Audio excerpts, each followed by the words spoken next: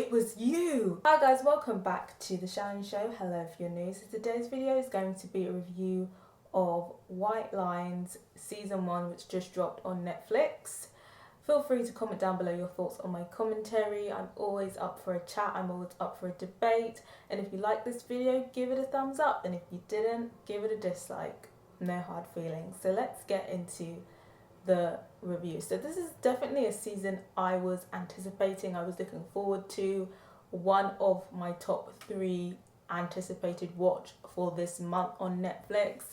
And I think the main reason why for me is because obviously that big advertisement made by the creator of Money Heist. And I'm a big fan of Money Heist. It's one of my favourite productions on Netflix. I actually did do a review of that on my channel, so if you're interested in viewing that, I'll link it at the end of this video. I was expecting great things. I was expecting a strong season 1. I thought at the very least it would be solid. So the plot summary is we follow this woman, Zoe, who has returned to Ibiza to investigate her brother's disappearance. He had been missing for 20 years, but his body had now been found. So the objective of her trip in Ibiza is to find out what happened to her brother, why he disappeared, and who is behind his suspicious death. And with this investigation, you already know there's going to be some drama there. There's going to be some grisly discoveries, and there's going to be some revelations. The series doesn't just focus on her though. I feel like there's kind of 2 other core storylines that kind of intertwine within this brother investigation plot. So there's a storyline regarding this kind of criminal family, and there's another storyline concerning one of her brother's friends back in the day and a situation that he's been caught up in. In terms of what you can expect, of course, crime, you could expect action. There's a lot of grisly scenes, graphic action in here, and injuries and things of that nature, and that'll definitely get a few squeals out of the more squeamish audience members. It's not every episode though, it's just kind of here and there, so it's not that intense, but when it does happen, it is very intense. There's a kind of whodunit feel. You'd expect a lot of drugs being used, a lot of lines being snorted up. You can also expect some raunchy scenes. Of course, with these Spanish shows, is it really a Spanish show if there isn't a few steamy sex scenes in it? So in terms of the narrative, I think overall the plot and the script is objectively well done. But I think the execution was lacking a lot, significantly in this season. And I feel like at first I kind of felt like maybe this could be a mixed bag, but you know, by the end of it I was pretty sure that I think a lot of people are going to have some gripes with the execution of this narrative. And I think my main gripe with the execution is that it was just far too slow. It dragged out, and there were things going on. It's not like it was excruciatingly slow. There was stuff going on, but the stuff that was going on just kind of felt insignificant because we knew what we came here for. We want to find out how the brother disappeared, why he disappeared, and who did it. But then within the series we kind of go off track from the investigation. We have some romance storyline, and then of course we have those other 2 storylines to deal with as well. The more that we were kind of dabbling within those storylines, the more empty each storyline felt, because it's kind of just like every time we'd go back to that character, it would be like, oh yeah, that character. Them having these 3 narratives clashing with each other didn't do the narrative any favour, and I feel like I could see each of the storylines that they dealt with all being their own separate seasons. So I think there definitely should have been a bit more editing plot-wise, because I think these different kind of main storylines clashing together made each storyline less significant. But I'd be interested to hear from people who have watched it. Did you think all of the storylines being like amalgamated together worked because they eventually do kind of come together, or do you feel like it felt a little bit messy at times? And then of course with all of that going on, we also have an added flashback element as well. So we have this element of we are going back in time and kind of retracing bits and pieces of her brother Axel's life. And at first, I liked those flashbacks, but as the season went on, again, they started to become more and more less significant until the final episode. In terms of what the flashback narrative brought to the season, I guess we got to have a lot more information about the brother and Axel and who he was. But in terms of the supporting cast that we're dealing with in the present day, that were also present within the flashbacks, we don't really get to see any more of them that would have given us an inkling of whether we should be suspicious of them in the present day. It was only the final episode where we get to see, and that kind of annoyed me, because it's kind of like, well, why have them in the flashbacks in the first place if you're not really going to use them? They kind of just felt like props for us to find out more about Axel, and that's why I feel like the flashbacks became less and less significant. And again, I feel like the flashbacks and the content from the flashbacks could have been its own season, and I actually think it should have been. I think I would have preferred to have a season back in time with the brother and leaving us on a whodunit when he eventually disappeared, and then season 2 being about his sister coming to Ibiza to look for answers. But I'd be interested to hear from people who watched it what you think of that idea. Do you think it worked well how it was, or do you feel like maybe that would have been a better way to explain the story? Let me know. And like I said, it was way too dragged out. I feel like the series could have been half the time and it would have been far more compelling, because a lot of it felt like filler. A lot of it just felt like we keep kind of going around in circles. And, you know, after watching everything and, you know, kind of dissecting all the information that we were given, it didn't need to be 10 episodes, and it was like 10 episodes a whole hour long as well.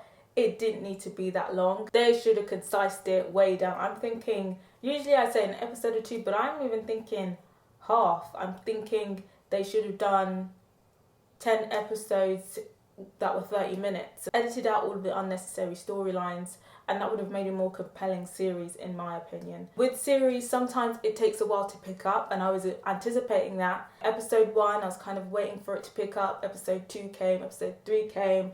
Halfway, it still hadn't picked up, and I feel like for me personally, the only episode which I felt was an episode where I was fully engaged was the final episode.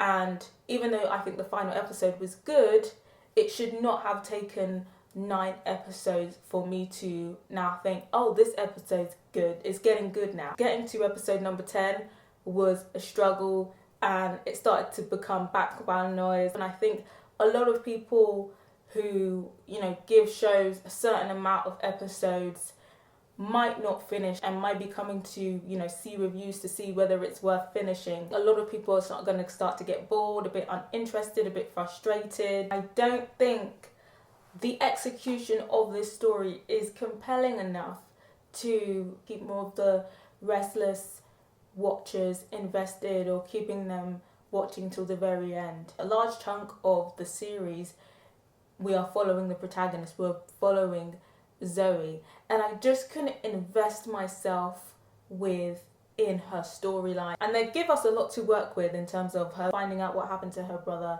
finding out who hurt her brother, and, you know, being suspicious of her brother's inner circle, and as well as getting involved in some crazy stuff. But I just couldn't invest myself in that storyline. I'm not gonna lie, I think a large amount of it had to do with the actress, and I'll get onto that a bit later.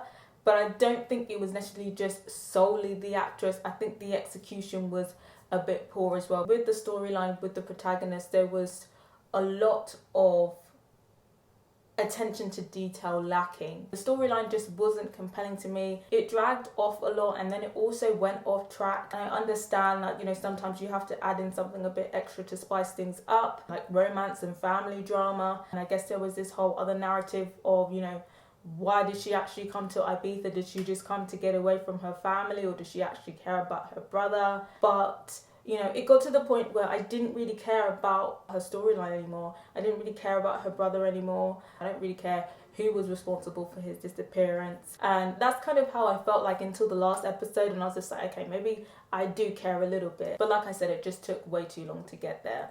I get that storyline, but I think it definitely affected the core storyline and my connection to Alex, because they tried to make it very sentimental, like they were such close siblings and his disappearance and death was such an injustice. But I never got to that point where I felt that. I came close to it at the end because they did do a good job of I'd say saving it. But even still, there was just a lack of connection there. There was another storyline with this family that are somehow involved in Zoe's brother's murder, and I'm not gonna lie, I just didn't really care about that family like at all. No investment there from that family. Obviously we needed them as a bridge for other storylines, but I just feel like them dedicating such a large amount of time with them, I think was a mistake, because I think it was one of the least compelling storylines, even less compelling than Zoe's storyline. The only kind of storyline that I did like, and I thought and I hope that there was more of, was Marcus's storyline. Obviously Marcus is one of Alex's friends. They DJed together, and he goes through a lot of drama in terms of how he makes money and also issues that he's had with his ex-wife. And in my opinion, his storyline was one of the more interesting ones and was pretty much the only storyline where I was engaged with it from start to finish. Personally, if I had to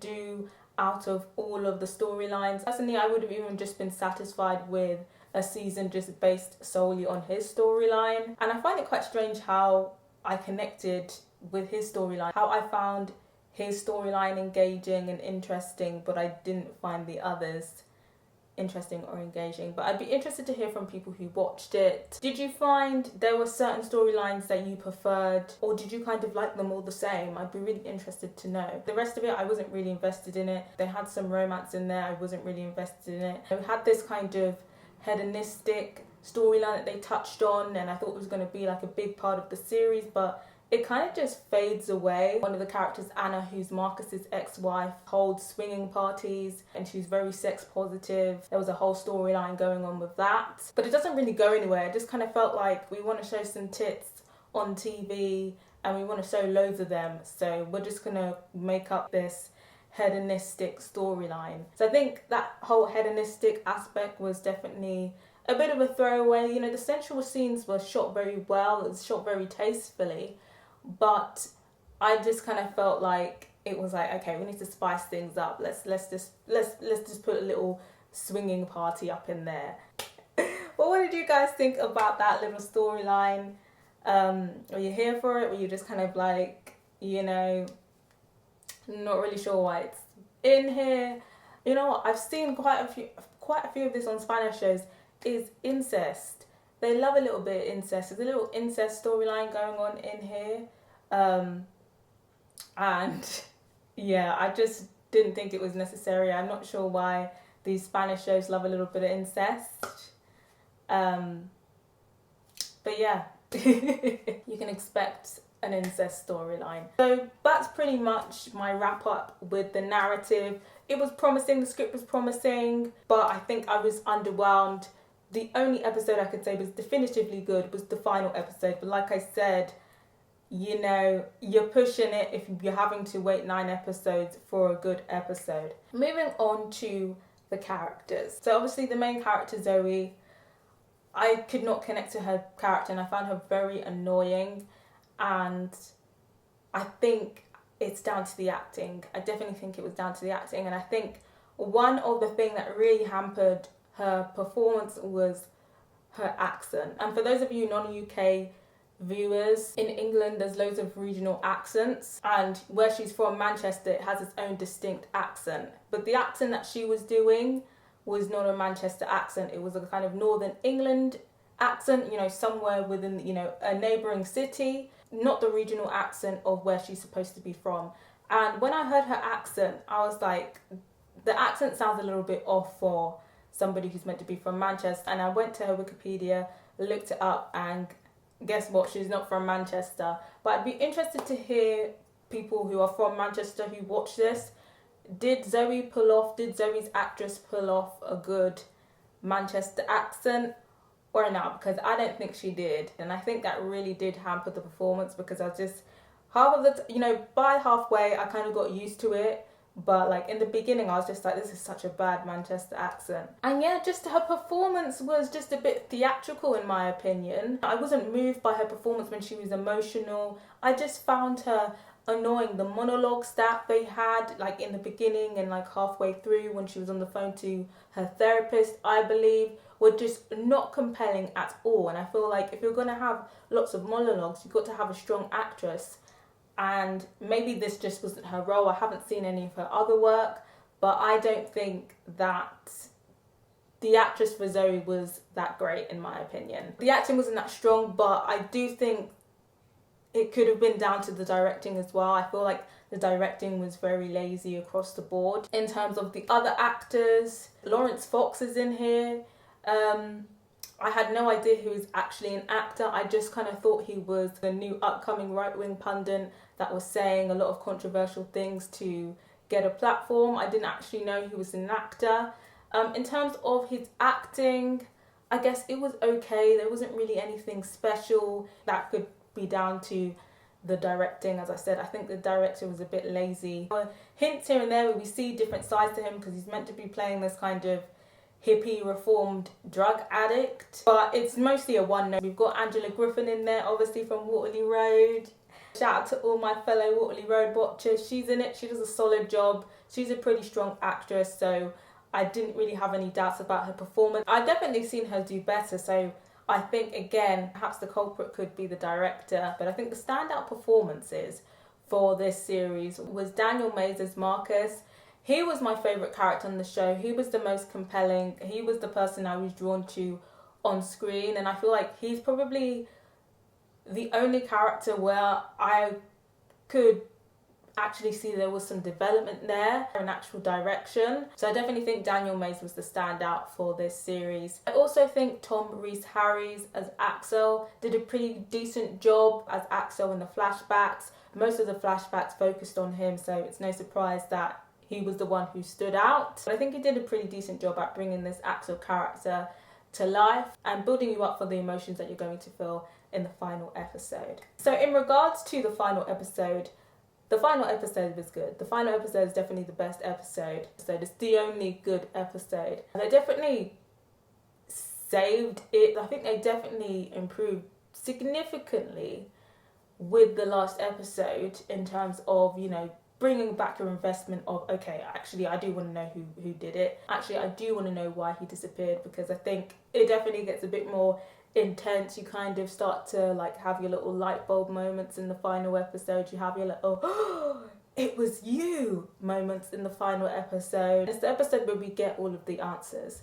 And I think in terms of the reveal of the answers, they did that very well. The performances were the strongest then. The direction was the strongest then. But I've got to ask, the people who watched it, do you think Axel was responsible for putting himself in that situation based on his actions?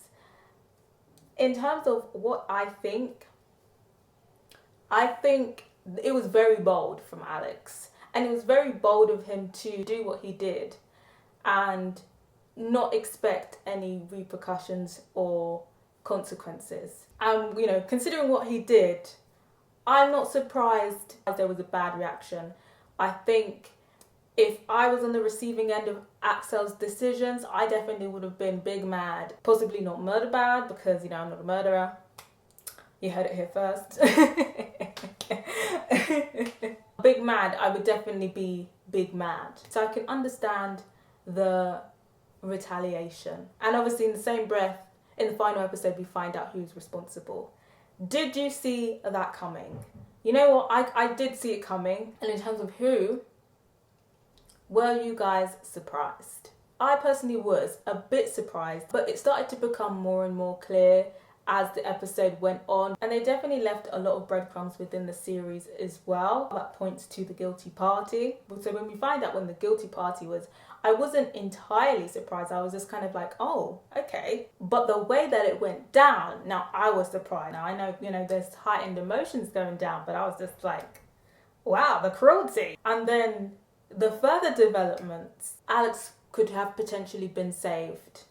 and there was a decision made not to save him. And I think that decision that was made was unrealistic, because I feel like the information that all of the parties involved had on each other would have perhaps cancelled out the actions that had led to the point of, is the guilty party going to save Alex or let them perish? But like I said, they had their reasons, but I don't think that the reasons made sense considering what everybody was getting up to on that island. Even though I think the situation was serious, it definitely probably would have been and could have been resolved. So I think, even though I understood that there was probably going to be a reaction from Axel's actions, I don't think the reaction was justifiable, and I don't think the actions and the brutality of the actions was necessary. That was definitely a lot of effort trying to code that all, but I think I did it. But what do you guys think about that situation? And if you watched it, try and explain it in a non-spoiler way, and if you can't, just do a little spoiler tag so that, you know, people who haven't watched it won't have anything spoiled. But yes, that final episode. So in terms of the production, I think the production was actually done pretty well.